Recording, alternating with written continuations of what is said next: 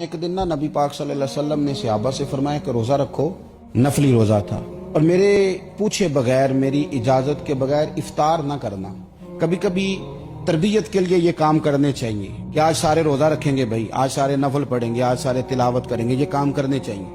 حضرت انس بن مالک رضی اللہ تعالیٰ عنہ فرماتے ہیں کہ حضور نے فرمایا روزہ رکھو اور میرے اجازت کے بغیر افطار نہ کرنا۔ افطار کا وقت آیا، لوگ اجازت لیتے رہے، افطار کرتے رہے۔ ایک صحابی نے عرض کی حضور دو عورتوں نے روزہ رکھا ہے، وہ افطار کی اجازت چاہتی ہیں۔ نبی کریم نے رخ انور ہی پھیر لیا۔ فرماتے ہیں بڑا عجیب منظر تھا، ہم ڈر گئے کہ حضور جس سے رخ پھیر لیں۔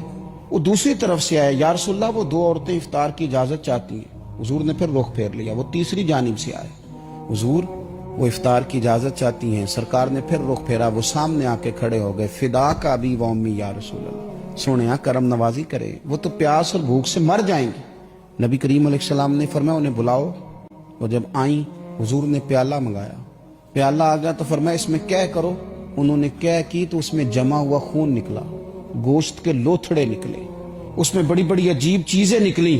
نبی پاک صلی اللہ تعالی علیہ وآلہ وسلم نے ارشاد فرمایا تم نے کیا روزہ افطار کرنا ہے، تمہارا تو افطار ہو گیا، تم تو روزہ توڑ چکی۔ یہ حدیث کے لفظ سنیے گا، مسند امام احمد بن حنبل میں موجود ہیں۔ حضور فرماتے ہیں تم نے حلال چیزوں سے روزہ رکھ لیا تھا، کھانا کھانا حلال ہے نا، اس سے روزہ رکھ لیا، پانی پینا حلال ہے، اس سے روزہ رکھ لیا۔ فرمایا حلال چیزوں سے تم نے روزہ رکھ لیا تھا اور حرام کے ساتھ تم نے توڑ دیا ہے۔ یا رسول اللہ کیا ہوا؟ فرمایا تم میں سے ایک عورت دوسری کے آگے نہیں بیٹھ گئی تھی اور پھر تم لوگوں نے عیب نہیں بیان کرنے شروع کر دیے تھے؟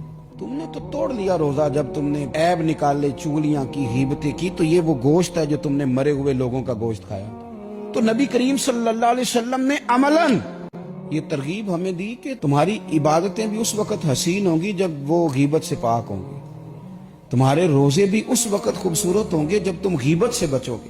آپ کبھی ان حدیث کے لفظوں کا مزہ لینا، فرمائے حلال سے تم نے روزہ رکھ لیا اور حرام سے تم نے توڑ دیا ہے۔